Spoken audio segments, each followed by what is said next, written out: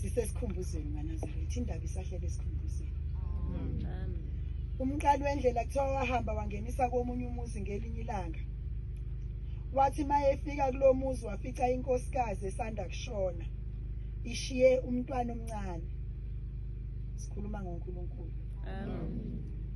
Wafica isalukazi siphethe ingane esasididekile ukuthi ingane sizoyincelisana.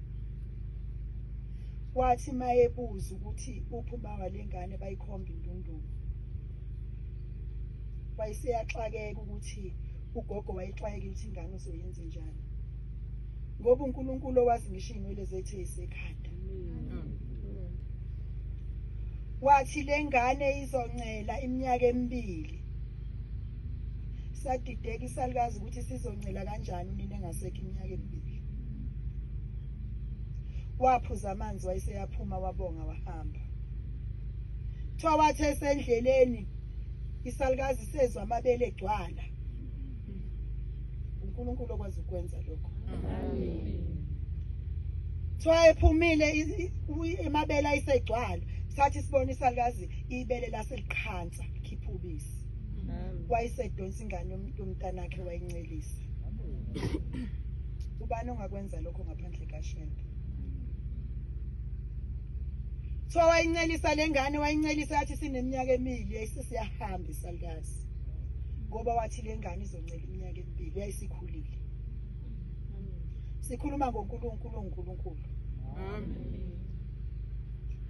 Esiqasheliswe ngaye ngaso sonke isikhathi esikwenzayo. Kuthiwa wayethanda ukudlula komunye umuzi komunye umama afika athi mama ngicela idokwe. Alikhiphi kodwa isibusisa yesikhiphe ethi konke okwenza uzenzela wena.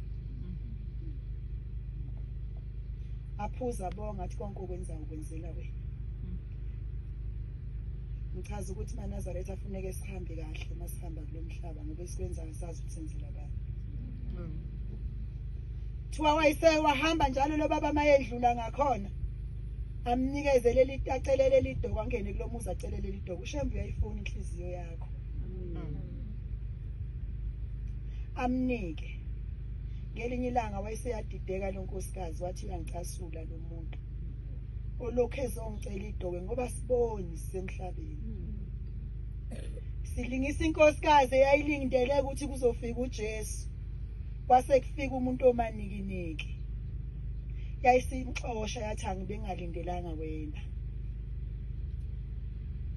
Kwathi lokho kwesithathu wamnika kanti usemhlakaniphela usefaka ushevu. Wabonga futhi ngendlela ajwayele ngayo. Wathi ngiyabonga konke okwenza usenzela wena.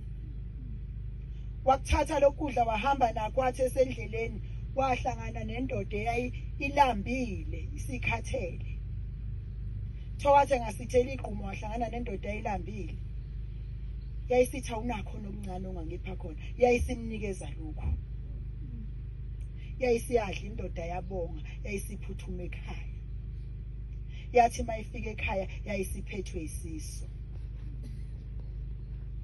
Wayeseyabuza umama babudleni. Yathi ngihlangane nendoda ebiphethe isikhaftini.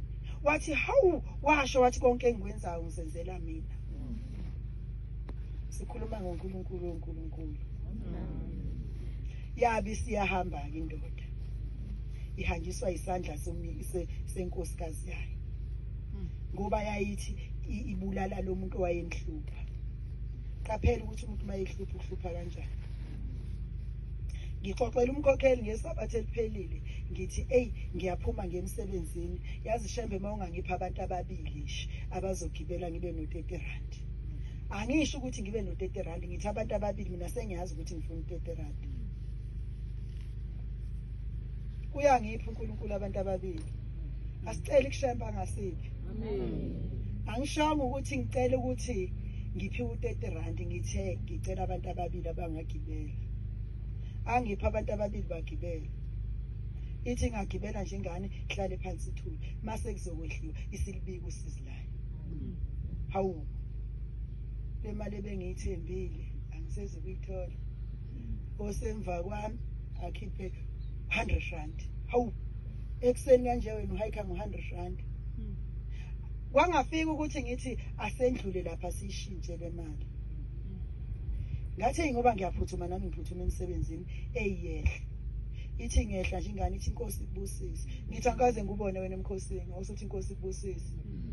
Hawu. EManazaretha sibambeka ngento encane ezulwini. Ncane into esibambeka ngayo. Bese ngiyahamba ngithi ngisendleleni ngithi hawu kanti ishembe uzongilinga. Mina bengingacelanga abantu ababili bengicela i-R30. Sekulate ungifile abantu ababili. Ngikhuluma ngokuthi uNkulunkulu esikuye eManazaretha esicela uyasipha. Njengoba sila siyacela. Siphiwe ukubala awuvukanga ngentando yakho. Ngithi namuhla